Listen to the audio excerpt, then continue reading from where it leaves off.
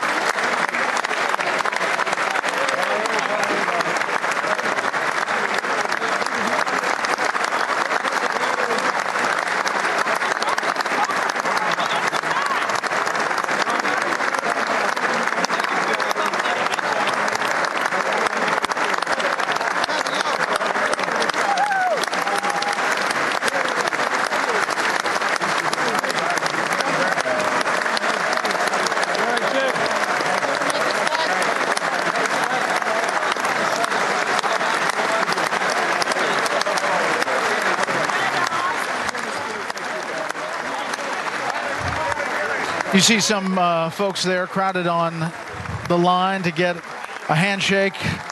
Louis Gohmert there, a big supporter of the president, obviously, and behind the president, the House Majority Leader, and Steve Scalise, the House Majority Whip, who obviously had his own challenges this year coming back from that gunshot on the softball practice. Choosing the electric blue tie tonight, President Trump moving down the row. Juan Williams, let's bring you in. Thoughts on this before we hear from the president tonight?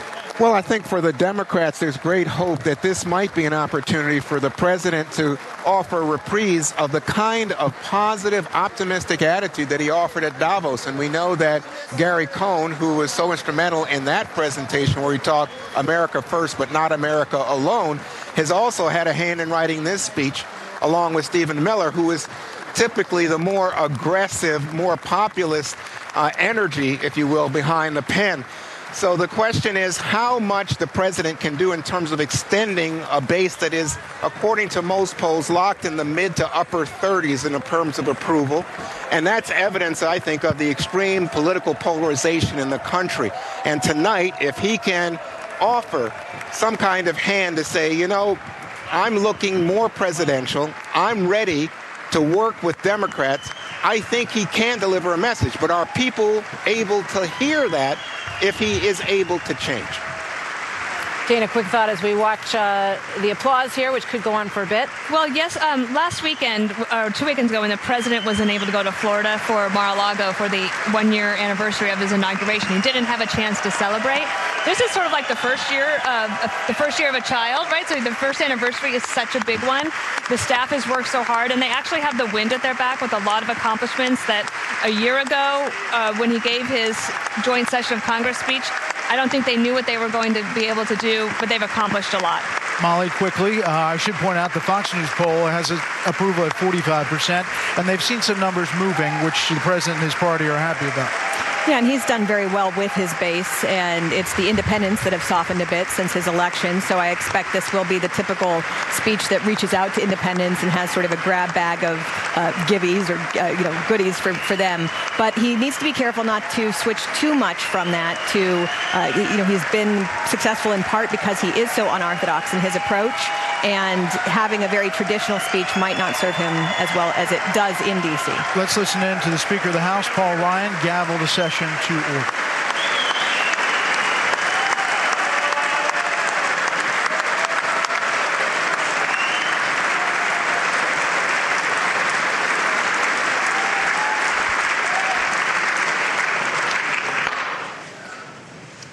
Members of Congress, I have the high privilege and the distinct honor of presenting to you the President of the United States.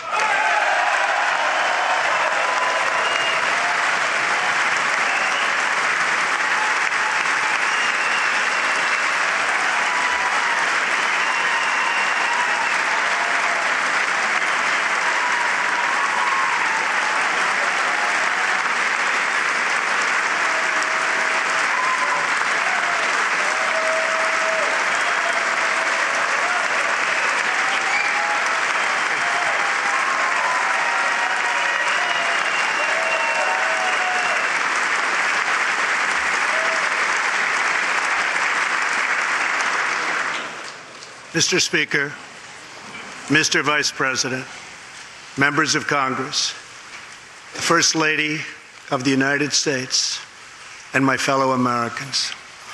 Less than 1 year has passed since I first stood at this podium in this majestic chamber to speak on behalf of the American people and to address their concerns, their hopes, and their dreams. That night, our new administration had already taken very swift action. A new tide of optimism was already sweeping across our land. Each day since, we have gone forward with a clear vision and a righteous mission to make America great again for all Americans.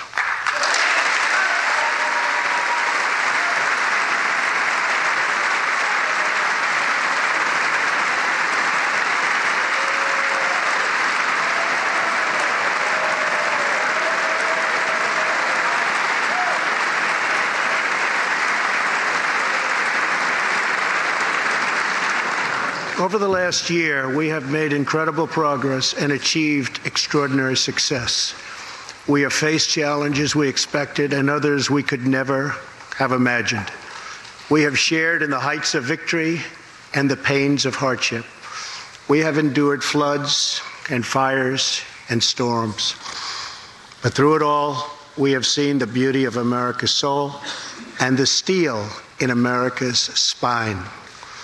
Each test has forged new American heroes to remind us who we are and show us what we can be. We saw the volunteers of the Cajun Navy racing to the rescue with their fishing boats to save people in the aftermath of a totally devastating hurricane. We saw strangers shielding strangers from a hail of gunfire on the Las Vegas Strip. We heard tales of Americans like Coast Guard Petty Officer Ashley Leopard, who is here tonight in the gallery with Melania.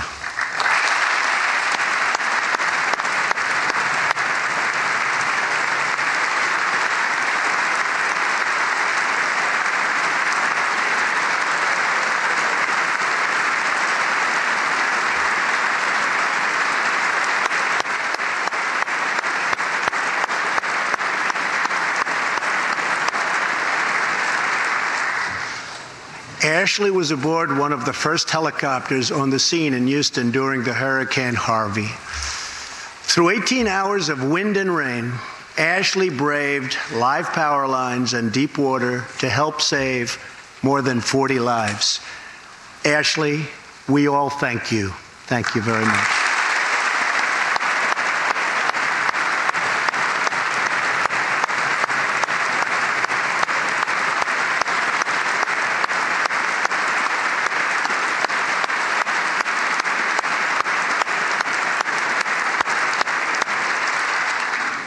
We heard about Americans like firefighter David Dahlberg.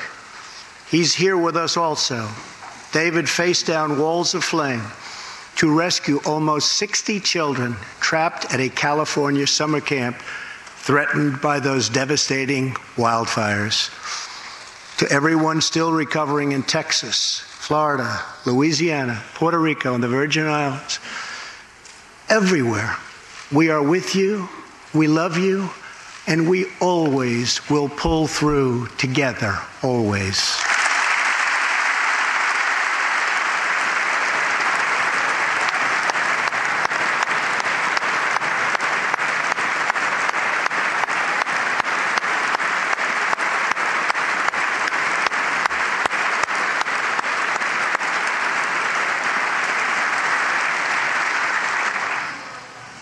Thank you to David and the brave people of California. Thank you very much, David.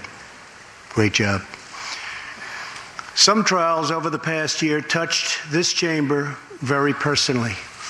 With us tonight is one of the toughest people ever to serve in this House. A guy who took a bullet, almost died, and was back to work 3.5 months later. The legend from Louisiana, Congressman Steve Scalise.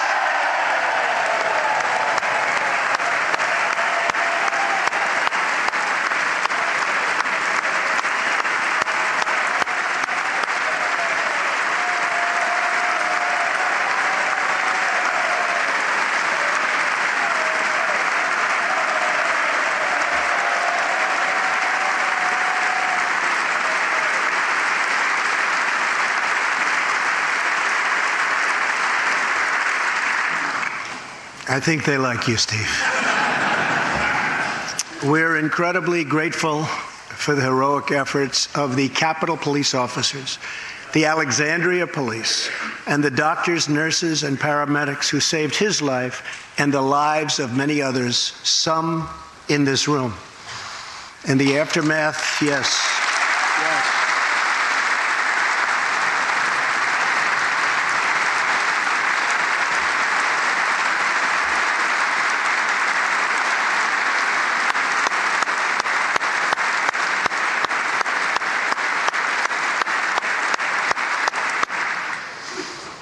In the aftermath of that terrible shooting, we came together, not as Republicans or Democrats, but as representatives of the people. But it is not enough to come together only in times of tragedy. Tonight, I call upon all of us to set aside our differences, to seek out common ground, and to summon the unity we need to deliver for the people. This is really the key. These are the people we were elected to serve.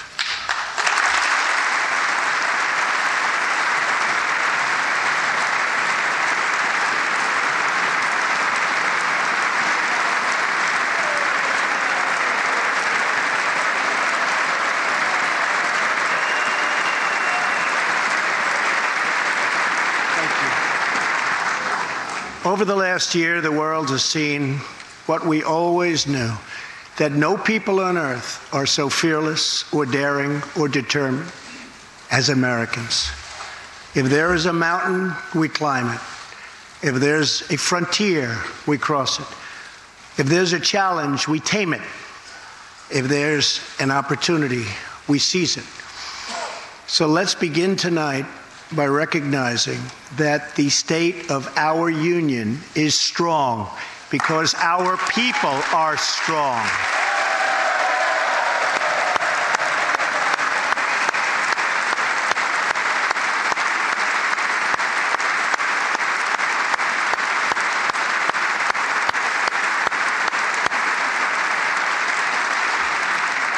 And together we are building a safe, strong, and proud America.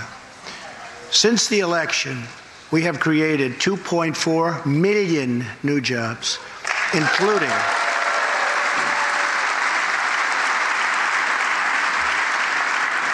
including 200,000 new jobs in manufacturing alone. Tremendous number. After years and years of wage stagnation, we are finally seeing rising wages.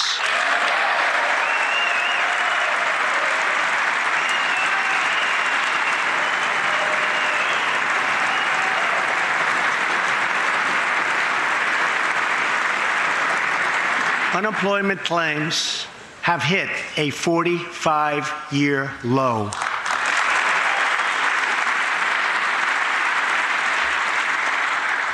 And something I'm very proud of, African American unemployment stands at the lowest rate ever recorded.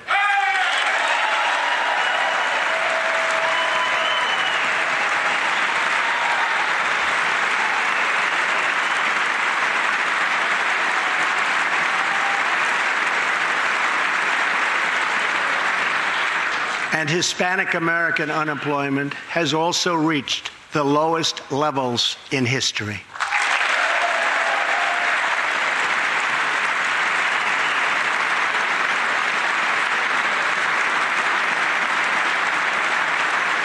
Small business confidence is at an all-time high. The stock market has smashed one record after another, gaining $8 trillion and more in value in just this short period of time. The great news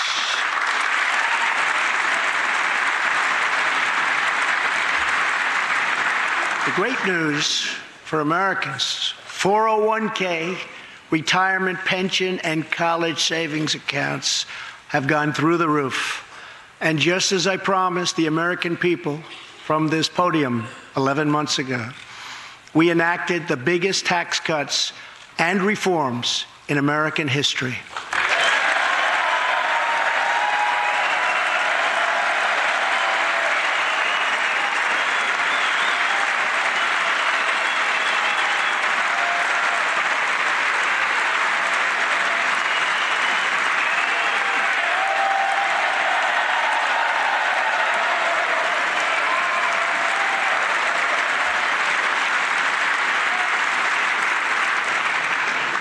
Our massive tax cuts provide tremendous relief for the middle class and small business. To lower tax rates for hardworking Americans, we nearly doubled the standard deduction for everyone.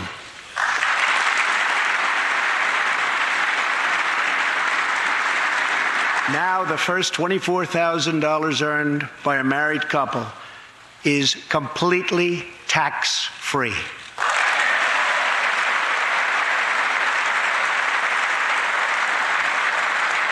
We also doubled the child tax credit.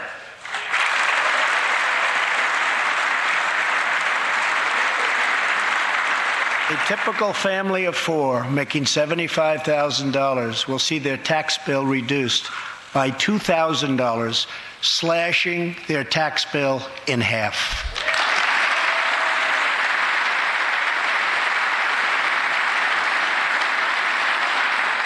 In April, this will be the last time you will ever file under the old and very broken system, and millions of Americans will have more take-home pay starting next month, a lot more.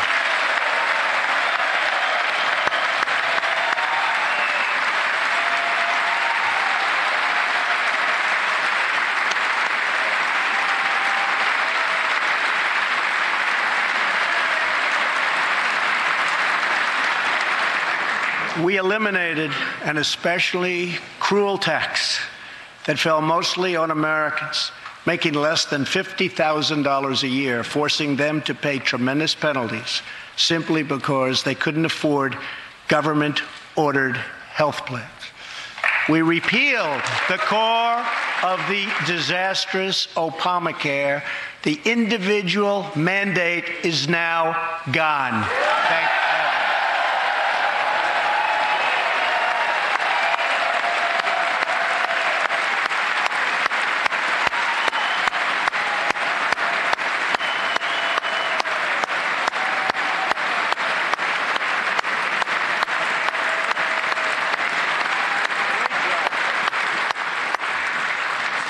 We slashed the business tax rate from 35% all the way down to 21%, so American companies can compete and win against anyone else anywhere in the world.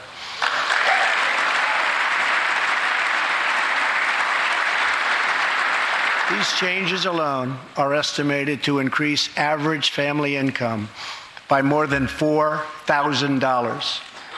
A lot of money.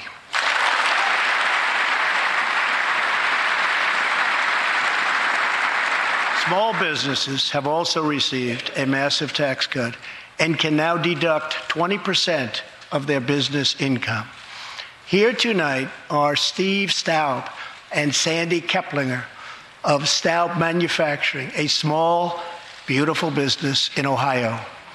They've just finished the best year in their 20-year history.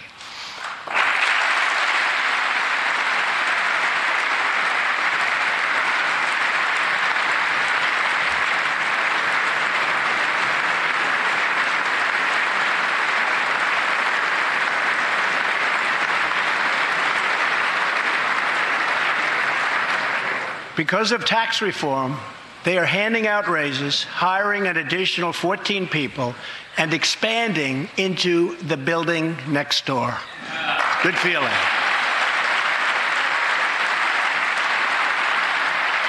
One of Staub's employees, Corey Adams, is also with us tonight. Corey is an all-American worker. He supported himself through high school, lost his job during the 2008 recession, and was later hired by Staub, where he trained to become a welder.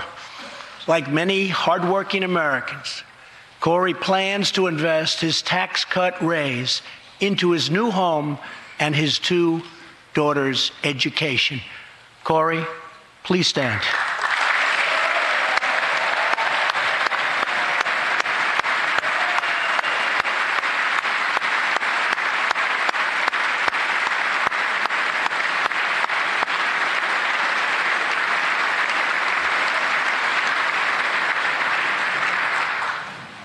and he's a great welder. I was told that by the man that owns that company that's doing so well. So congratulations, Corey. Since we passed tax cuts, roughly 3 million workers have already gotten tax cut bonuses, many of them thousands and thousands of dollars per worker, and it's getting more every month, every week. Apple has just announced it plans to invest a total of $350 billion in America and hire another 20,000 workers.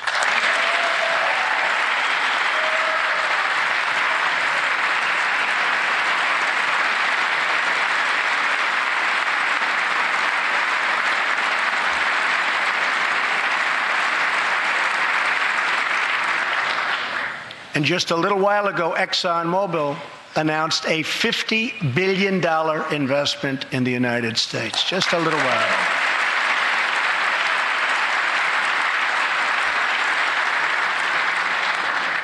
This, in fact, is our new American moment. There has never been a better time to start living the American dream. So to every citizen watching at home tonight, no matter where you've been or where you've come from, this is your time.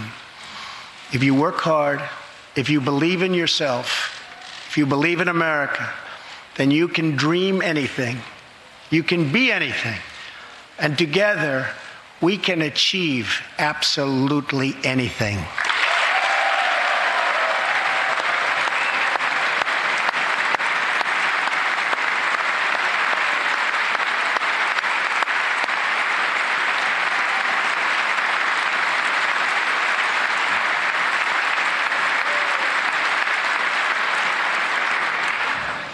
Tonight, I want to talk about what kind of future we're going to have and what kind of a nation we're going to be. All of us together as one team, one people, and one American family can do anything. We all share the same home, the same heart, the same destiny, and the same great American flag.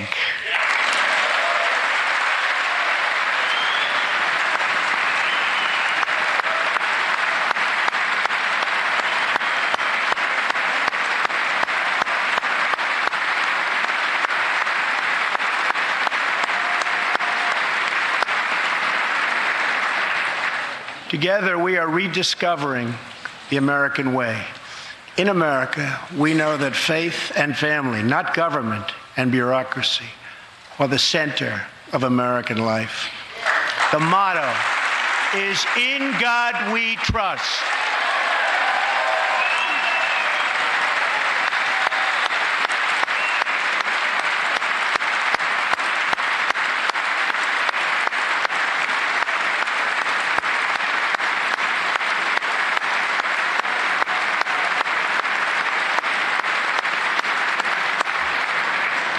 And we celebrate our police, our military, and our amazing veterans as heroes who deserve our total and unwavering support.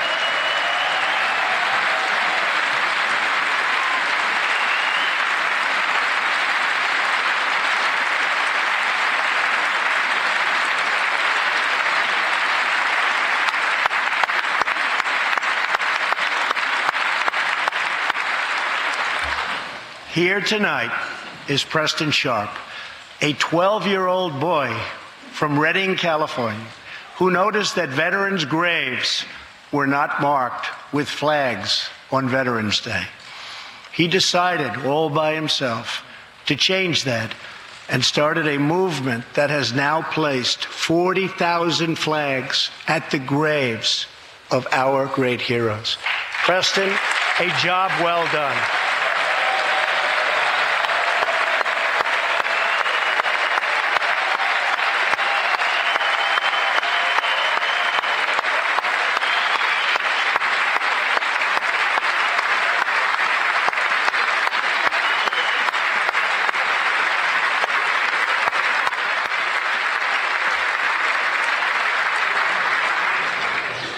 Young patriots like Preston teach all of us about our civic duty, as Americans.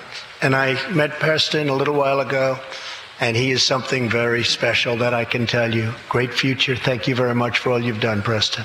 Thank you very much. Preston's reverence for those who have served our nation reminds us of why we salute our flag, why we put our hands on our hearts for the Pledge of Allegiance, and why we proudly stand for the national anthem.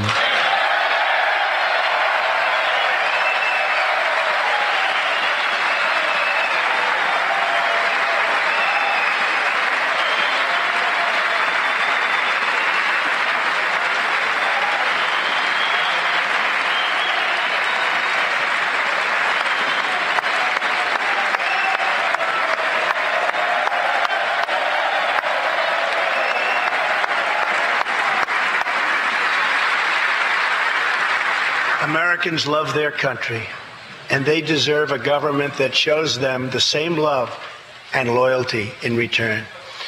For the last year, we have sought to restore the bonds of trust between our citizens and their government. Working with the Senate, we are appointing judges who will interpret the Constitution as written, including a great new Supreme Court justice and more circuit court judges than any new administration in the history of our country.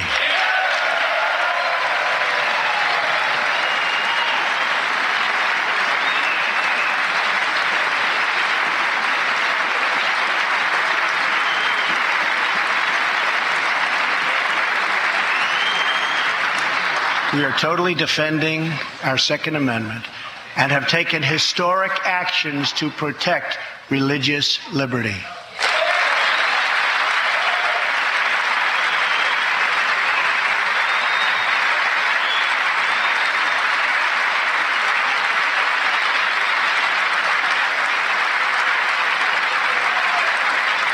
And we are serving our brave veterans, including giving our veterans choice in their health care decisions.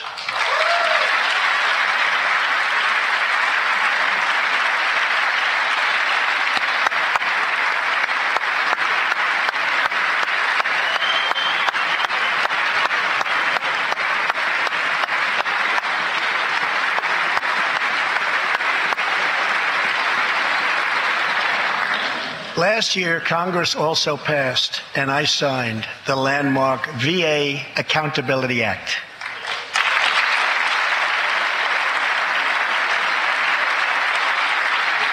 Since its passage, my administration has already removed more than 1,500 VA employees who failed to give our veterans the care they deserve, and we are hiring talented people who love our vets as much as we do. And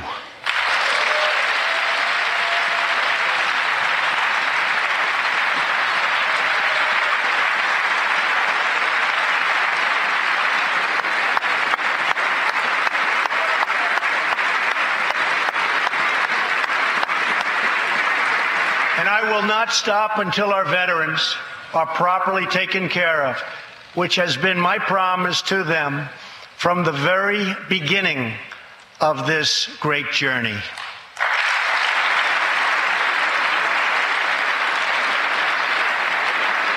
All Americans deserve accountability and respect, and that's what we are giving to our wonderful heroes, our veterans. Thank you.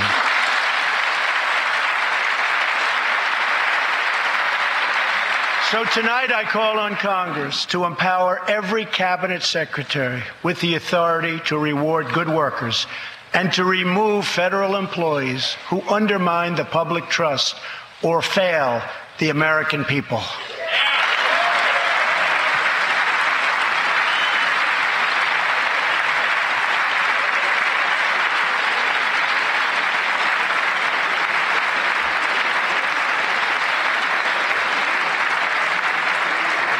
In our drive to make Washington accountable, we have eliminated more regulations in our first year than any administration in the history of our country.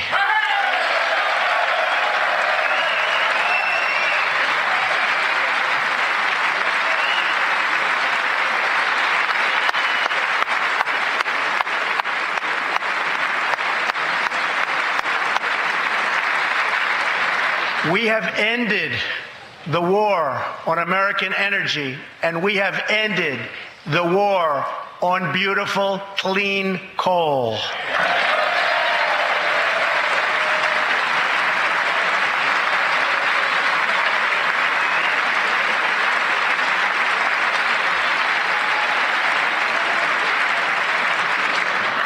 We are now very proudly an exporter of energy to the world.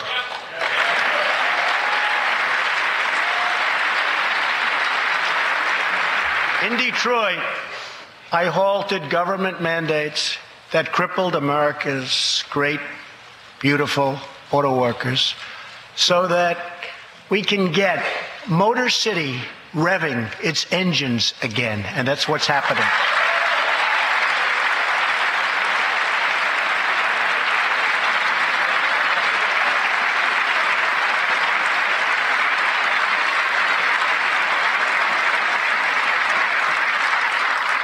Many car companies are now building and expanding plants in the United States, something we haven't seen for decades. Chrysler is moving a major plant from Mexico to Michigan. Toyota and Mazda are opening up a plant in Alabama, a big one, and we haven't seen this in a long time. It's all coming back.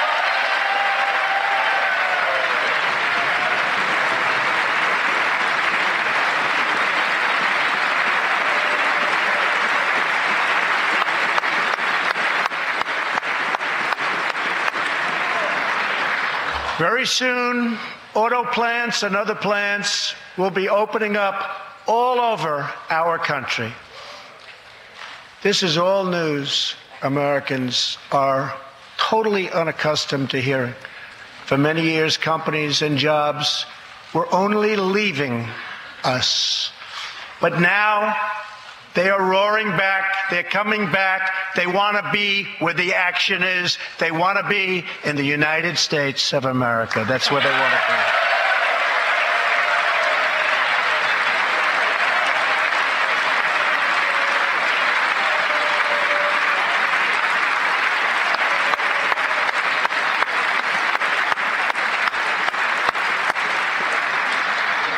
Exciting progress is happening every single day.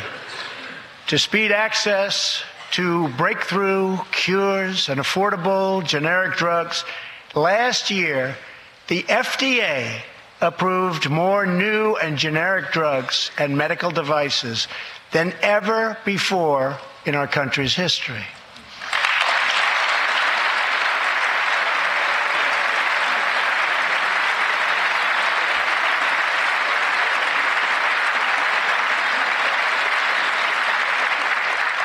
We also believe that patients with terminal conditions, terminal illness, should have access to experimental treatment immediately that could potentially save their lives.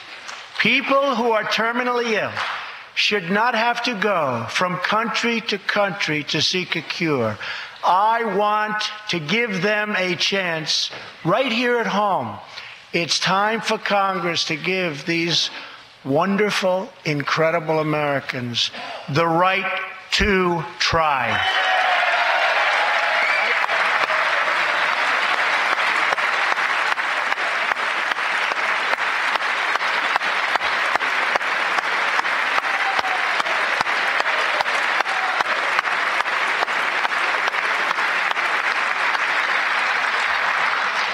One of my greatest priorities is to reduce the price of prescription drugs.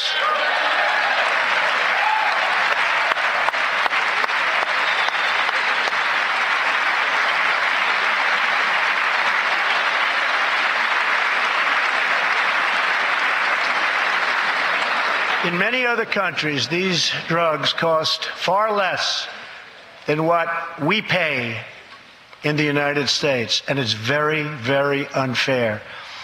That is why I've directed my administration to make fixing the injustice of high drug prices one of my top priorities for the year.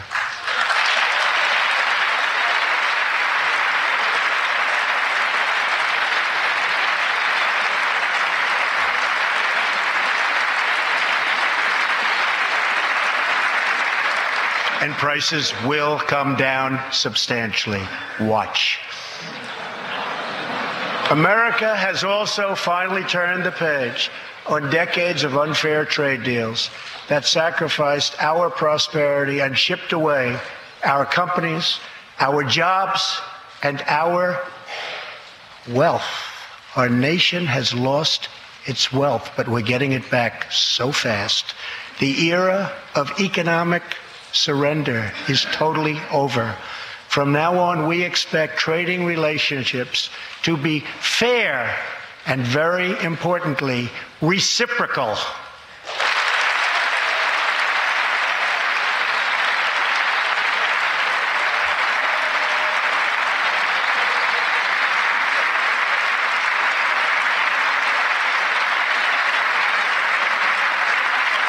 We will work to fix bad trade deals and negotiate new ones, and they'll be good ones, but they'll be fair. And we will protect American workers and American intellectual property through strong enforcement of our trade rules.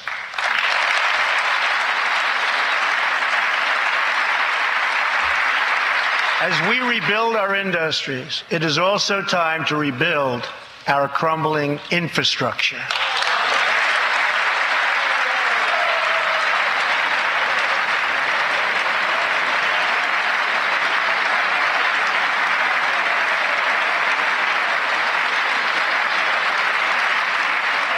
America is a nation of builders. We built the Empire State Building in just 1 year. Isn't it a disgrace that it can now take 10 years just to get a minor permit approved for the building of a simple road?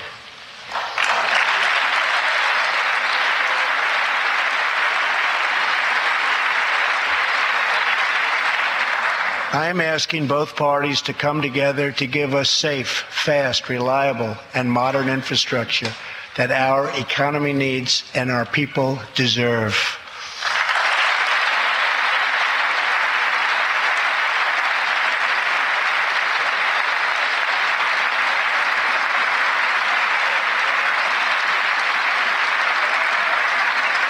Tonight, I'm calling on Congress to produce a bill that generates at least $1.5 trillion for the new infrastructure investment that our country so desperately needs. Every federal dollar should be leveraged by partnering with state and local governments and, where appropriate, tapping into private sector investment to permanently fix the infrastructure deficit, and we can do it.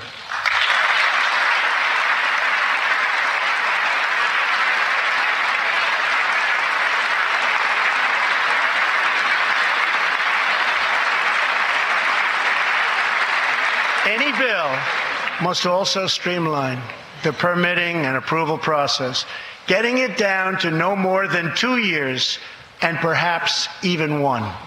Together, we can reclaim our great building heritage.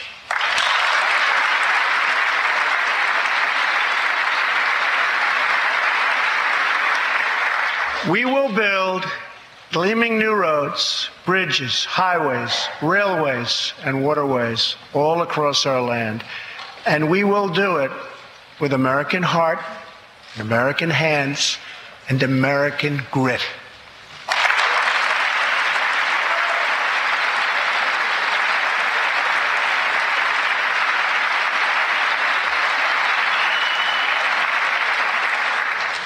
We want every American to know the dignity of a hard day's work.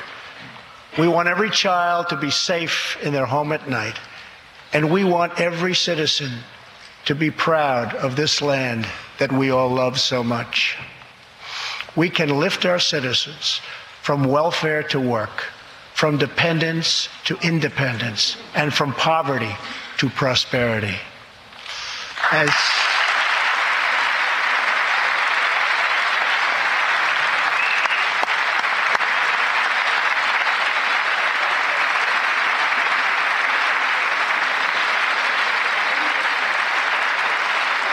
tax cuts create new jobs. Let's invest in workforce development, and let's invest in job training, which we need so badly.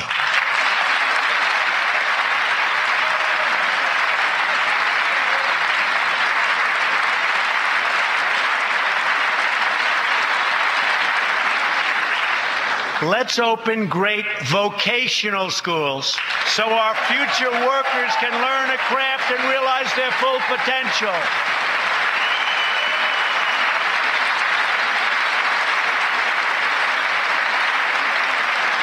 And let's support working families by supporting paid family leave.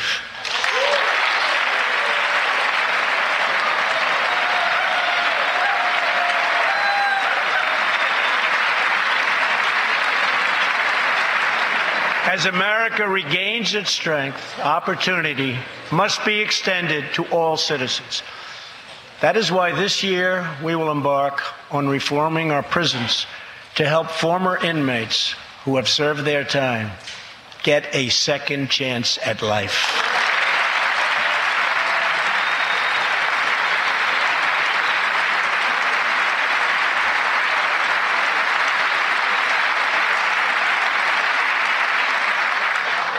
Struggling communities, especially immigrant communities, will also be helped by immigration policies that focus on the best interests of American workers and American families. For decades, open borders have allowed drugs and gangs to pour into our most vulnerable communities. They've allowed millions of low-wage workers to compete for jobs and wages against the poorest Americans. Most tragically, they have caused the loss of many innocent lives. Here tonight are two fathers and two mothers, Evelyn Rodriguez, Freddie Cuevas, Elizabeth Alvarado, and Robert Mickens. Their two teenage daughters, Kayla Cuevas and Nisa Mickens, were close friends on Long Island. But in September 2016, on the eve of Nisa's 16th birthday, such a happy time it should have been, neither of them came home. These two precious girls were brutally murdered while walking together in their hometown. 6 members of the savage MS-13 gang have been charged with Kayla and Nisa's murders. Many of these gang members took advantage of glaring loopholes in our laws to enter the country as illegal, unaccompanied, alien minors and wound up in Kayla and Nisa's high school. Evelyn, Elizabeth, Freddie, and Robert, tonight everyone in this chamber is praying for you. Everyone in America is grieving for you. Please stand. Thank you very much.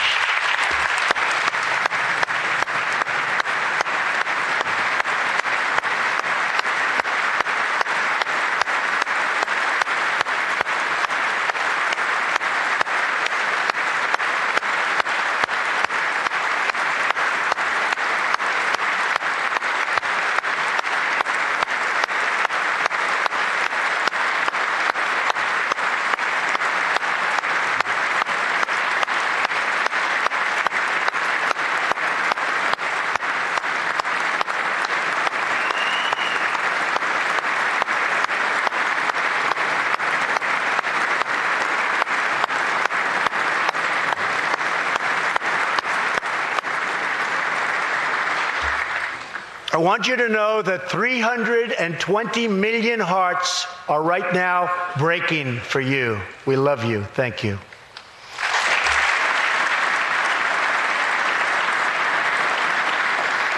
While we cannot imagine the depths of that kind of sorrow, we can make sure that other families never have to endure this kind of pain. Tonight I am calling on Congress to finally close the deadly loopholes that have allowed MS-13 and other criminal gangs to break into our country. We have proposed new legislation that will fix our immigration laws and support our ICE and Border Patrol agents. These are great people. These are great, great people that work so hard in the midst of such danger so that this can never happen again.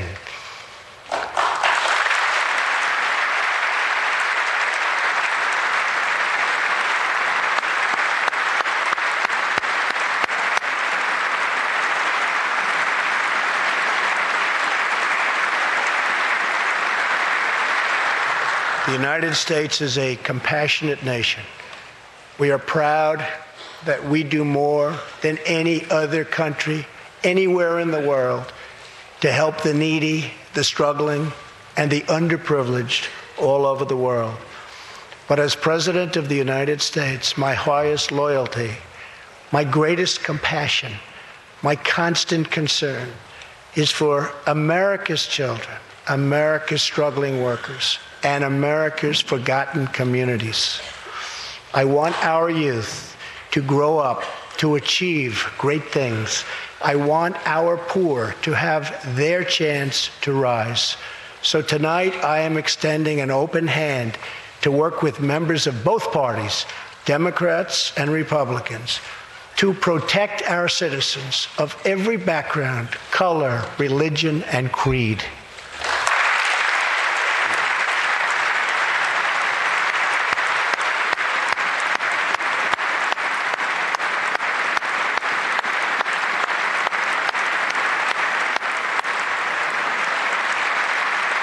My duty, and the sacred duty of every elected official in this chamber, is to defend Americans, to protect their safety, their families, their communities, and their right to the American dream. Because Americans are dreamers too.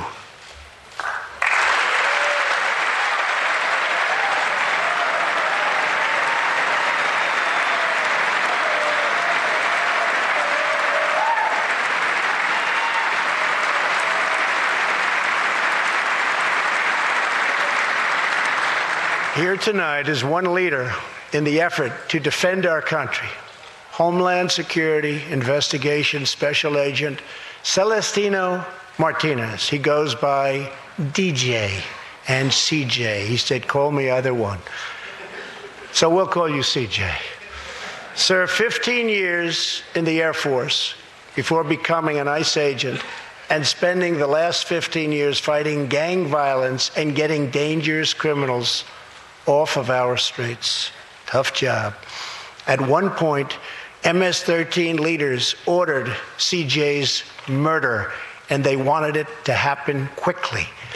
But he did not cave to threats or to fear.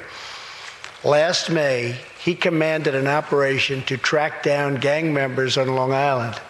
His team has arrested nearly 400, including more than 220 MS-13 gang members.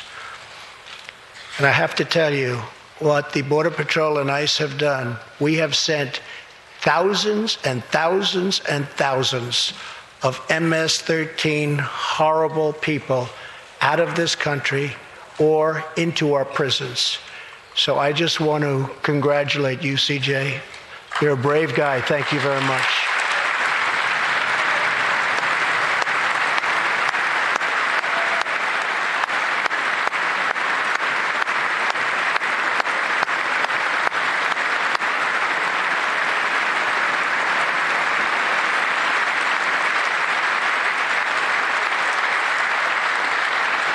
And I asked CJ, what's the secret? He said, we're just tougher than they are. And I like that answer.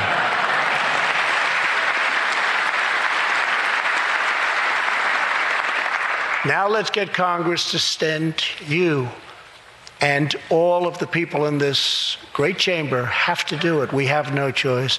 CJ, we're going to send you reinforcements, and we're going to send them to you quickly.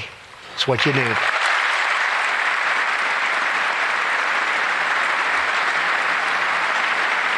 Over the next few weeks, the House and Senate will be voting on an immigration reform package. In recent months, my administration has met extensively with both Democrats and Republicans to craft a bipartisan approach to immigration reform. Based on these discussions, we presented Congress with a detailed proposal that should be supported by both parties as a fair compromise, one where nobody gets everything they want, but where our country gets the critical reforms it needs and must have.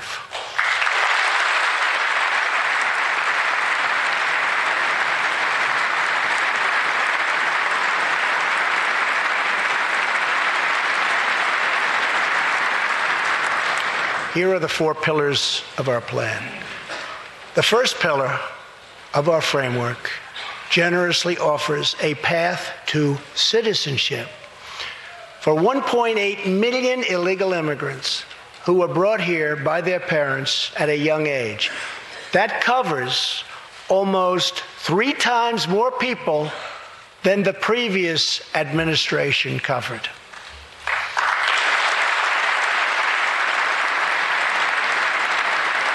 Under our plan, those who meet education and work requirements and show good moral character will be able to become full citizens of the United States over a 12-year period.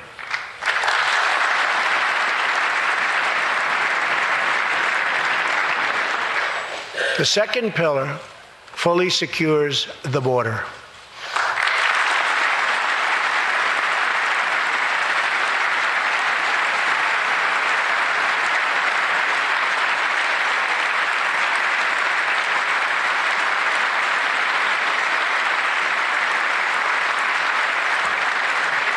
That means building a great wall on the southern border, and it means hiring more heroes like CJ to keep our communities safe.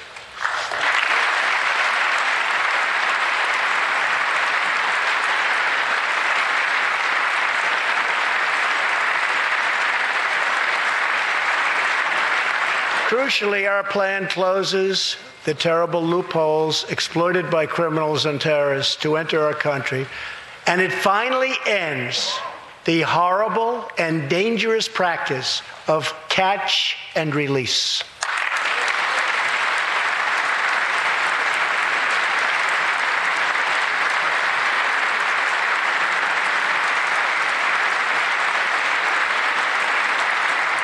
The third pillar ends the visa lottery, a program that randomly hands out green cards without any regard for skill, merit, or the safety of American people.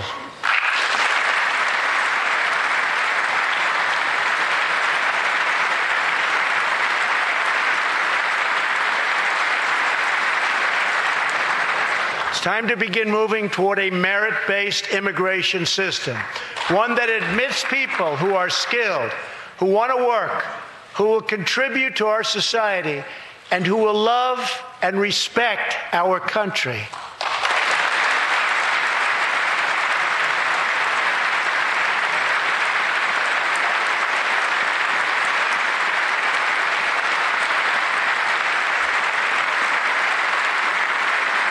The fourth and final pillar protects the nuclear family by ending chain migration.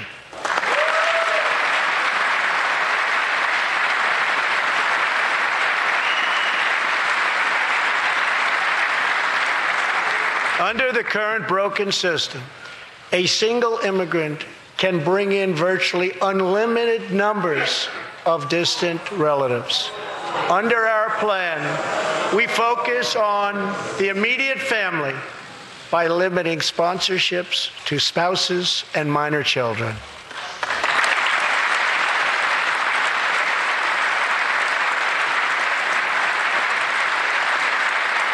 This vital reform is necessary not just for our economy, but for our security and for the future of America. In recent weeks, 2 terrorist attacks in New York were made possible by the visa lottery and chain migration. In the age of terrorism, these programs present risks we can just no longer afford. It's time to reform.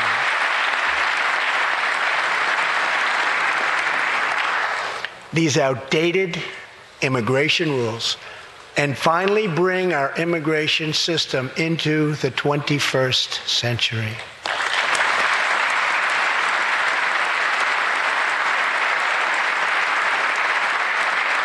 These four pillars represent a down-the-middle compromise and one that will create a safe, modern, and lawful immigration system. For over 30 years, Washington has tried and failed to solve this problem. This Congress can be the one that finally makes it happen.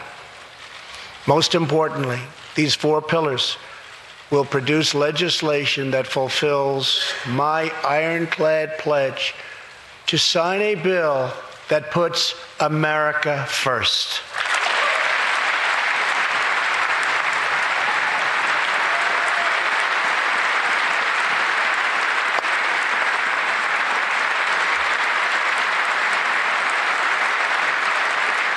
So let's come together, set politics aside, and finally get the job done.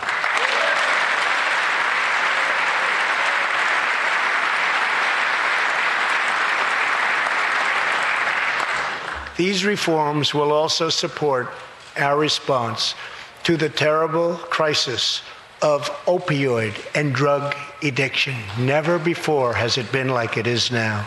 It is terrible. We have to do something about it. In 2016, we lost 64,000 Americans to drug overdoses, 174 deaths per day, 7 per hour. We must get much tougher on drug dealers and pushers if we are going to succeed in stopping this scourge.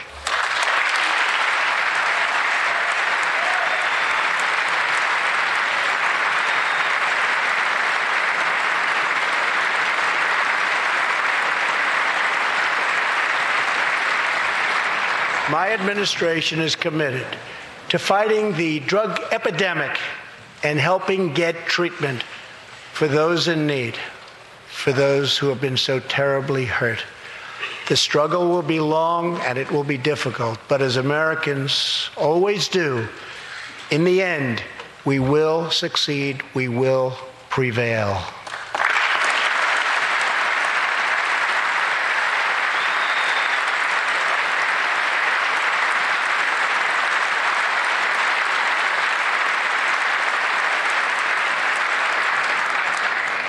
As we have seen tonight, the most difficult challenges bring out the best in America. We see a vivid expression of this truth in the story of the Holetz family of New Mexico. Ryan Holetz is 27 years old, an officer with the Albuquerque Police Department. He's here tonight with his wife, Rebecca.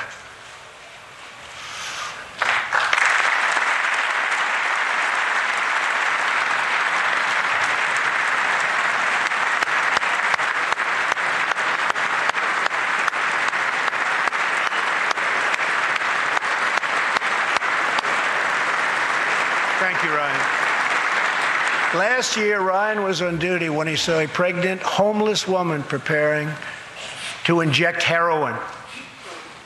When Ryan told her she was going to harm her unborn child, she began to weep. She told him she didn't know where to turn, but badly wanted a safe home for her baby. In that moment, Ryan said he felt God speak to him. You will do it because you can. He heard those words. He took out a picture of his wife and their 4 kids. Then he went home to tell his wife, Rebecca. In an instant, she agreed to adopt. The Holetz named their new daughter Hope. Ryan and Rebecca, you embody the goodness of our nation. Thank you.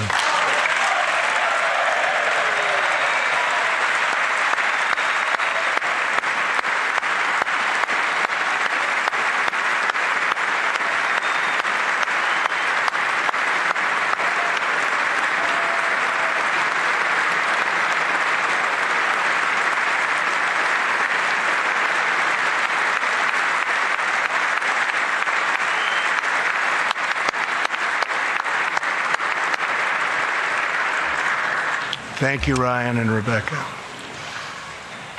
As we rebuild America's strength and confidence at home, we are also restoring our strength and standing abroad.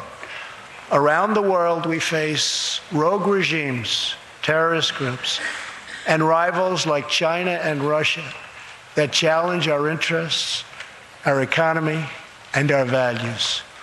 In confronting these horrible dangers, we know that weakness is the surest path to conflict, and unmatched power is the surest means to our true and great defense.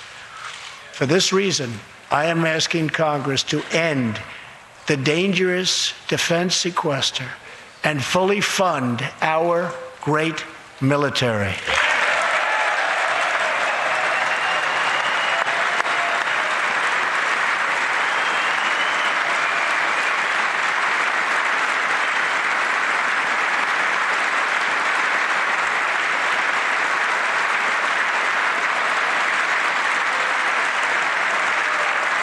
As part of our defense, we must modernize and rebuild our nuclear arsenal, hopefully never having to use it, but making it so strong and so powerful that it will deter any acts of aggression by any other nation or anyone else.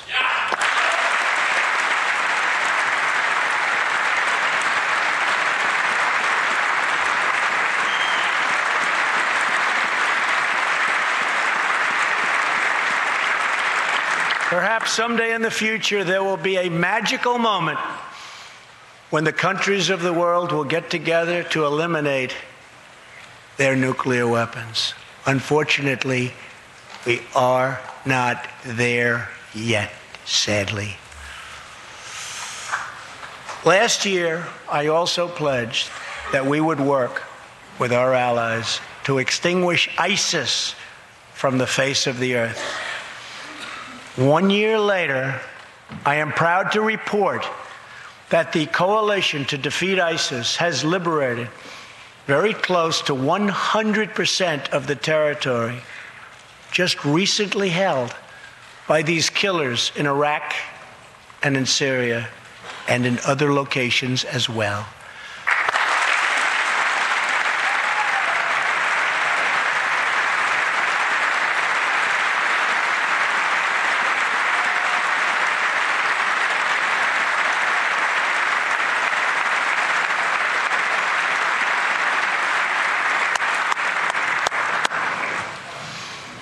But there is much more work to be done. We will continue our fight until ISIS is defeated. Army Staff Sergeant Justin Peck is here tonight. Near Raqqa last November, Justin and his comrade, Chief Petty Officer Kenton Stacy, were on a mission to clear buildings that ISIS had rigged with explosives, so that civilians could return to that city, hopefully soon and hopefully safely. Clearing the second floor of a vital hospital, Kenton Stacy was severely wounded by an explosion. Immediately, Justin bounded into the booby-trapped and unbelievably dangerous and unsafe building and found Kenton, but in very, very bad shape. He applied pressure to the wound and inserted a tube to reopen an airway. He then performed CPR for 20 straight minutes during the ground transport and maintained artificial respiration through 2.5 hours and through emergency surgery. Kenton Stacy would have died if it were not for Justin's selfless love for his fellow warrior. Tonight, Kenton is recovering in Texas. Raqqa is liberated, and Justin is wearing his new Bronze Star with a V for valor. Staff Sergeant Peck, all of America salutes you.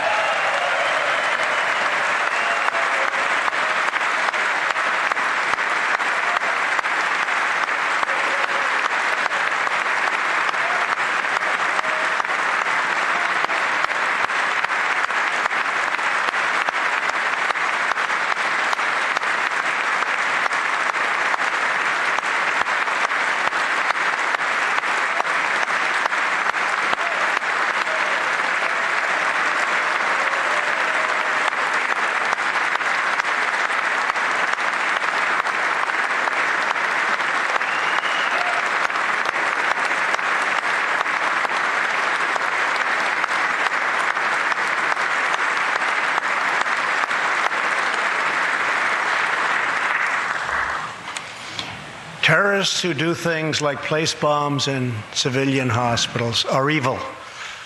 When possible, we have no choice but to annihilate them. When necessary, we must be able to detain and question them. But we must be clear, terrorists are not merely criminals. They are unlawful enemy combatants.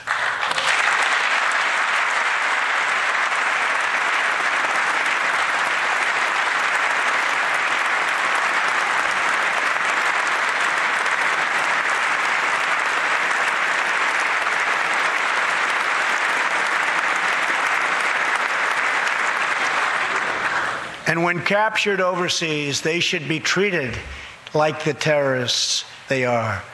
In the past, we have foolishly released hundreds and hundreds of dangerous terrorists, only to meet them again on the battlefield, including the ISIS leader, al-Baghdadi, who we captured, who we had, who we released. So today, I'm keeping another promise.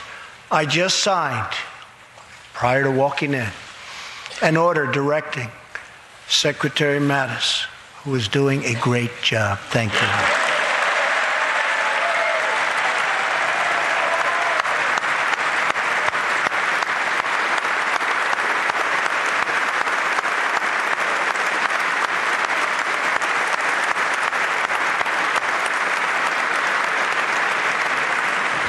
To re-examine our military detention policy and to keep open the detention facilities in Guantanamo Bay.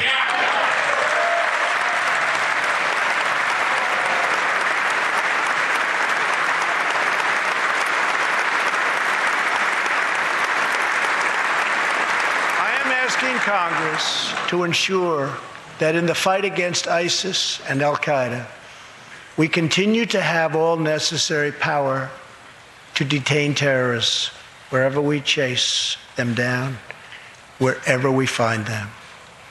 And in many cases, for them, it will now be Guantanamo Bay.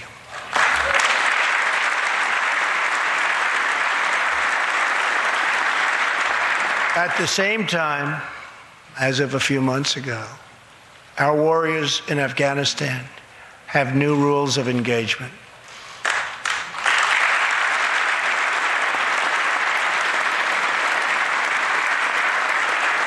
Along with their heroic Afghan partners, our military is no longer undermined by artificial timelines, and we no longer tell our enemies our plans.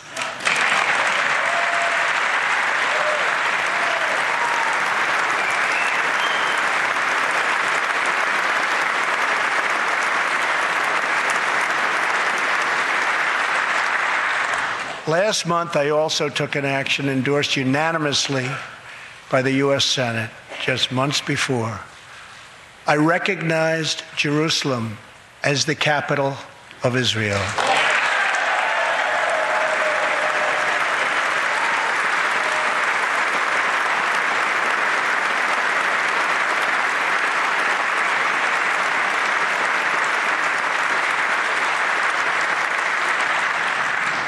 Shortly afterwards, dozens of countries voted in the United Nations General Assembly against America's sovereign right to make this decision. In 2016, American taxpayers generously sent those same countries more than $20 billion in aid. That is why tonight I am asking Congress to pass legislation to help ensure American foreign assistance dollars always serve American interests and only go to friends of America, not enemies of America.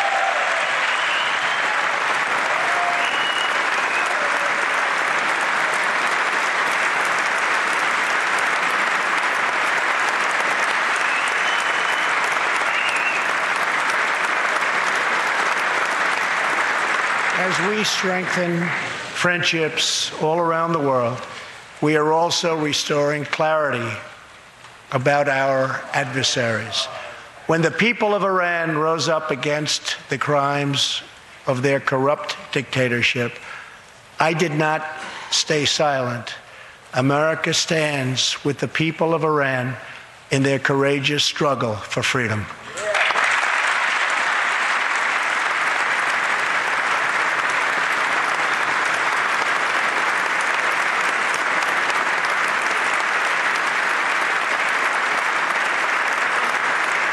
I am asking Congress to address the fundamental flaws in the terrible Iran nuclear deal.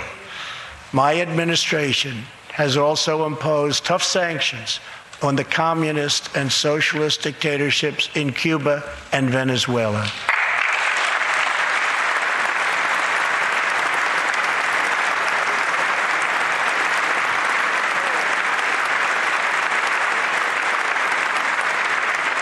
But no regime has oppressed its own citizens more totally or brutally than the cruel dictatorship in North Korea. North Korea's reckless pursuit of nuclear missiles could very soon threaten our homeland. We are waging a campaign of maximum pressure to prevent that from ever happening. Past experience has taught us that complacency and concessions only invite aggression and provocation. I will not repeat the mistakes of past administrations that got us into this very dangerous position. We need only look at the depraved character of the North Korean regime to understand the nature of the nuclear threat it could pose to America and to our allies. Otto Warmbier was a hard-working student at the University of Virginia, and a great student he was. On his way to study abroad in Asia, Otto joined a tour to North Korea. At its conclusion, this wonderful young man was arrested and charged with crimes against the state. After a shameful trial, the dictatorship sentenced Otto to 15 years of hard labor before returning him to America last June, horribly injured and on the verge of death. He passed away just days after his return. Otto's wonderful parents, Fred and Cindy Warmbier, are here with us tonight, along with Otto's brother and sister, Austin and Greta. Please.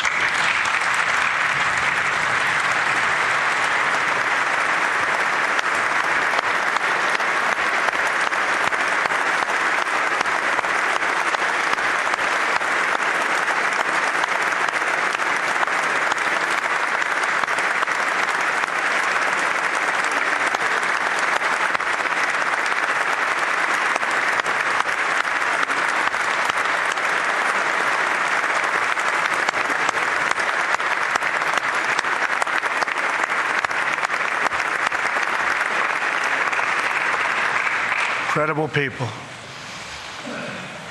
You are powerful witnesses to a menace that threatens our world, and your strength truly inspires us all. Thank you very much. Thank you.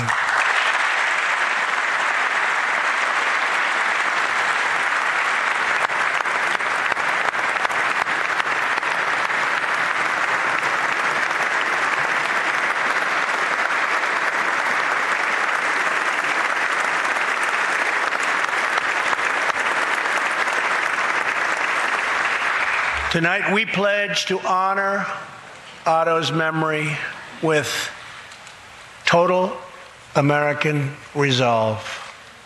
Thank you. Finally,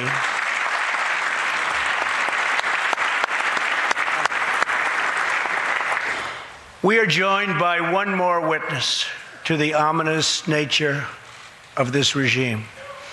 His name is Mr. Ji Sung Ho. In 1996, Sung Ho was a starving boy in North Korea. One day he tried to steal coal from a railroad car to barter for a few scraps of food, which were very hard to get.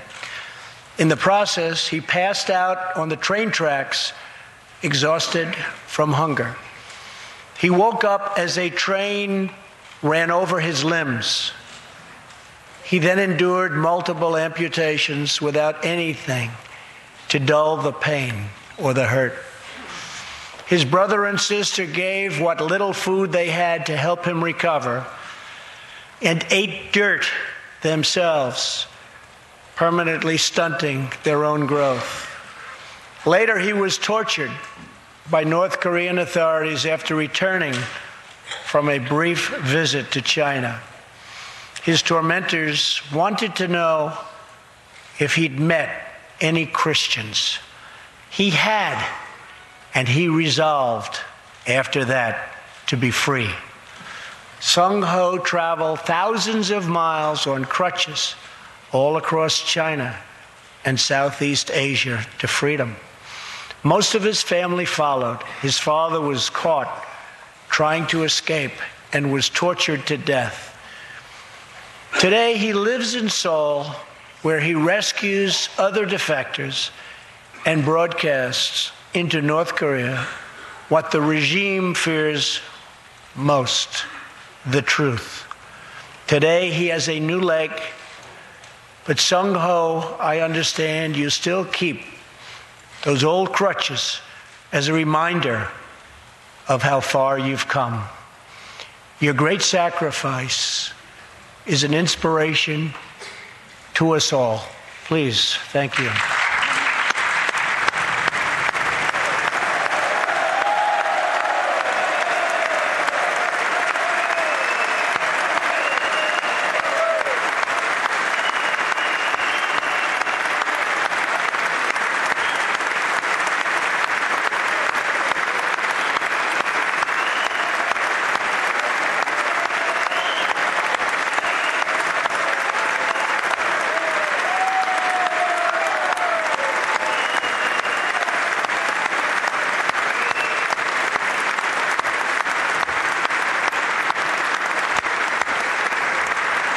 Sung Ho's story is a testament to the yearning of every human soul to live in freedom.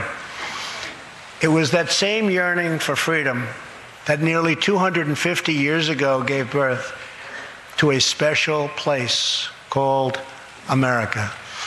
It was a small cluster of colonies caught between a great ocean and a vast wilderness.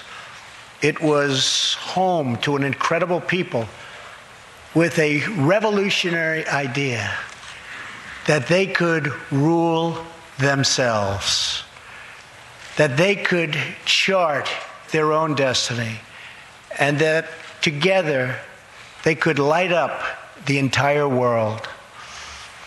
That is what our country has always been about. That is what Americans have always stood for, always strived for, and always done. Atop the dome of this Capitol stands the Statue of Freedom. She stands tall and dignified among the monuments to our ancestors who fought and lived and died to protect her. Monuments to Washington and Jefferson and Lincoln and King. Memorials to the heroes of Yorktown and Saratoga, to young Americans who shed their blood on the shores of Normandy and the fields beyond, and others who went down in the waters of the Pacific and the skies all over Asia. And freedom stands tall over one more monument, this one. This Capitol, this living monument, this is the monument to the American people.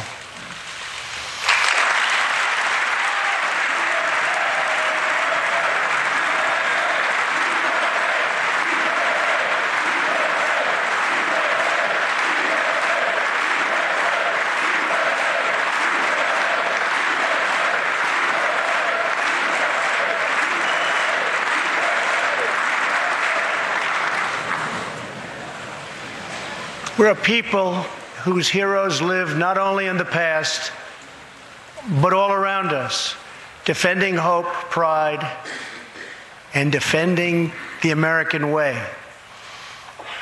They work in every trade. They sacrifice to raise a family. They care for our children at home. They defend our flag abroad. And they are strong moms and brave kids. They are firefighters and police officers and border agents, medics and Marines. But above all else, they are Americans. And this capital, this city, this nation belongs entirely to them.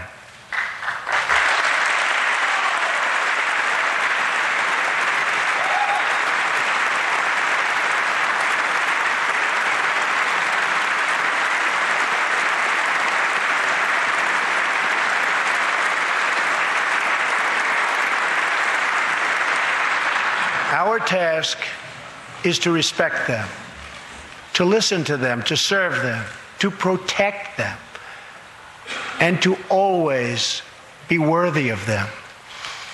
Americans fill the world with art and music. They push the bounds of science and discovery, and they forever remind us of what we should never, ever forget. The people dreamed this country. The people built this country. And it's the people who are making America great again.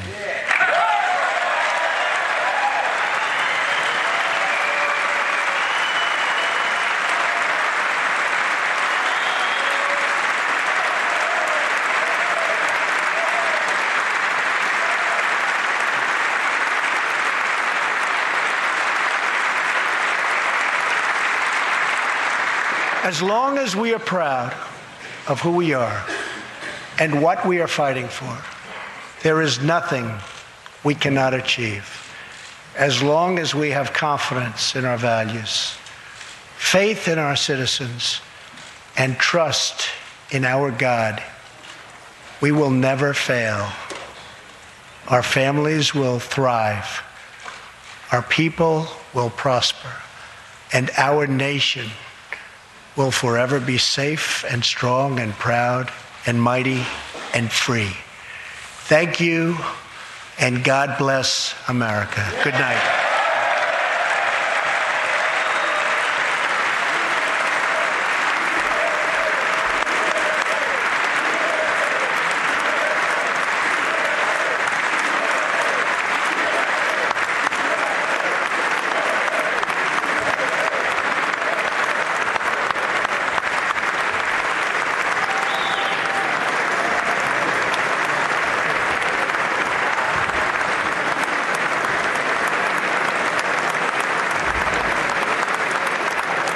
And there it is, President Trump's first official State of the Union address. He started at 9:10 tonight, went about an hour and 20 minutes. It had 115 applause lines. The president saying that the state of our union is strong because the people of our country are strong. He said, together we are, quote, rediscovering the American way. An interesting turn of phrase there early in the speech. It was clearly a message of America first in business, America first abroad, a compassionate America the president painted a picture of, but clearly a country that believes that that work starts at home. He took victory laps on the economy. He touted 200,000 manufacturing jobs, rising wages for the first time in a long time in America, tax reform, clearly something that brought smiles to the faces of Paul Ryan, the Speaker of the House behind him, who's worked on it, really dedicated much of his adult life to that cause. Mitch McConnell, glad to have a win after the health care situation. He also talked about lowering regulations, unleashing the American economy. But the partisan divide in this was really evident throughout the entire speech. He talked about unity, but Nancy Pelosi, Steny Hoyer and company, they basically sat on their hands. They scowled through most of this speech tonight.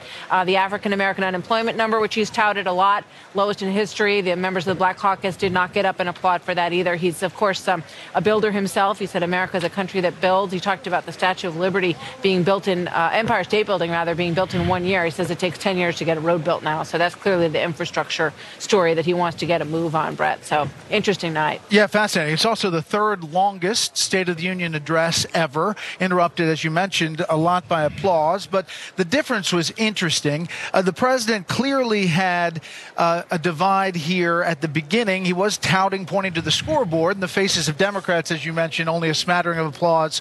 Interesting to note, even on issues like infrastructure, prison reform, job training. But the president weaved throughout this speech what he characterized as the American identity, saying this is, quote, our new American moment, adding, no matter where you've been or where you come from, this is your time. And he also weaved through there, as many presidents do, these success stories through the stories of guests sitting in the chamber with the First Lady.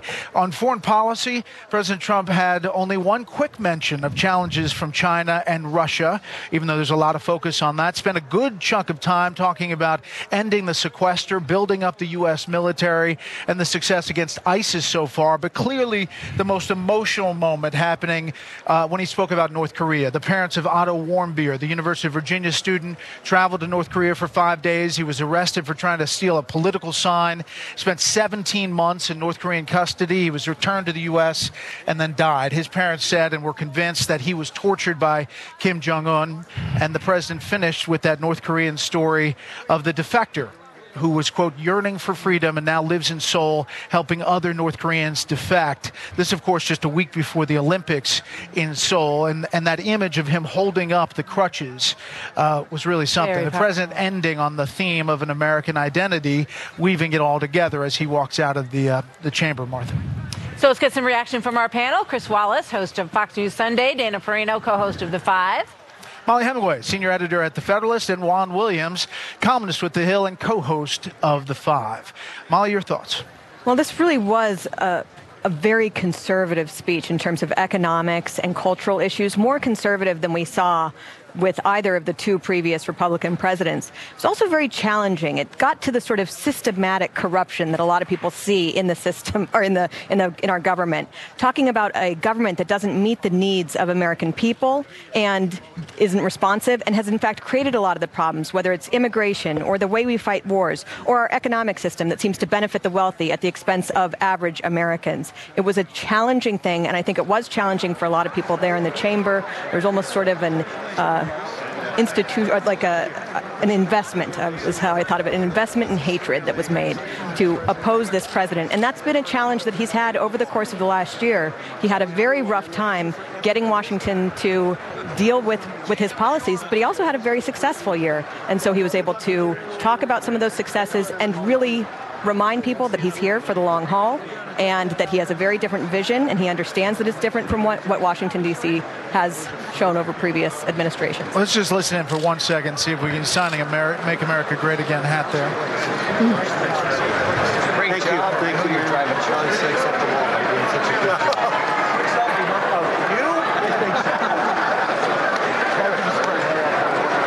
Selfies in the crowd, a relatively new development after the State of the Union address. Juan, as you watch this, Democrats mostly sat on their hands tonight. Did they serve themselves well with the American people by their reaction to this speech, do you believe? Yeah, I think there's so many people who are put off by President Trump. Molly said an investment. I think people are pretty strong now in terms of the political polarization, and my hope tonight had been that President Trump would be effective in offering an olive branch. I don't think this was the olive branch speech by any stretch that the White House had advertised. To the contrary, he really emphasized himself as the winner. He took credit for everything, from the economy to improved foreign policy, to threatening other countries who receive our foreign aid but don't back every one of our steps, in specific naming Jerusalem as the capital of Israel. So to me it was bellicose, and I'm just struck by it. I'm sitting here a little stunned because I had heard all day long that this was going to be a man who recognized that we're dealing with a country that is very much divided, and he was going tonight to come right into that niche and offer some healing and some positive reinforcement. I think he gave Democrats every reason to sit on their hands and walk out early. Bruce Wallace.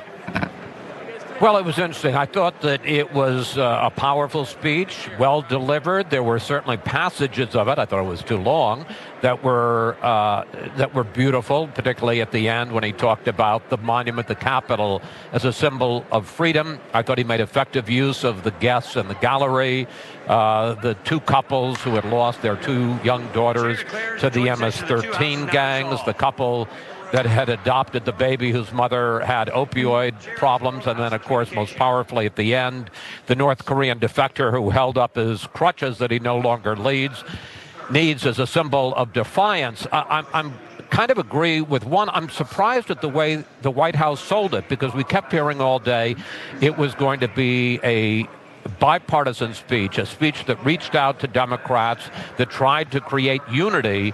And there was a moment early on in the speech when he talked about taxes, and he said that we repealed the core of the disastrous Obamacare program, and you could just feel any of the goodwill in the room just evaporate. Not to say that's right or wrong about Obamacare, but you certainly got a sense from that moment on. It seemed to me this was a president who was saying, I'm a conservative. I won. I'm governing as a conservative. I governed on taxes, on immigration, on foreign policy as a conservative. I did well in 2017, and guess what? I'm going to do it again. There was one area of potential compromise, and that was immigration. But even there, it seemed to me, the Godfather, they talked about making an offer they can't refuse. Sometimes it seemed like he was making an offer that Democrats couldn't accept. Dana, your thoughts? Well, I do think that he started off as the head coach for capitalism, right? So he walks through all of the things that are going very well for not just the Republicans, but for the American people. Anyone watching tonight has probably seen headlines in their local papers about good economic news, and he was able to walk everybody through that. And I would imagine that one of the reasons that the White House sold the speech as a unifying one is because they can't imagine who wouldn't be happy with this, who wouldn't stand and applause for the lowest African-American unemployment rate, the lowest Hispanic unemployment rate on record. Like, to them, who wouldn't want lower drug prices and the FDA to fast-track generic drugs? And also on infrastructure, it's not just the money. I think it's very important. What this White House has been able to do so far and is going to push doing is the approval process, getting it down to 1 year. That's what the president said, get approval in 1 year. That would be an amazing accomplishment. So the question is whether tonight makes it easier to make a deal on immigration, to make a deal on the sequester, money, caps for this budget, or does it make it tougher, or does it not have an effect? It clearly is going to have an effect with the American people because there are going to be a lot of people who watched it. It is now the most tweeted State of the Union address ever in the history of State of the Union addresses. President will like that. Yes, he'll love that. That's his printing press. We'll go live to the Capitol with reaction to the President's State of the Union speech, plus the Democratic response after a very, very short break here on Fox News Channel.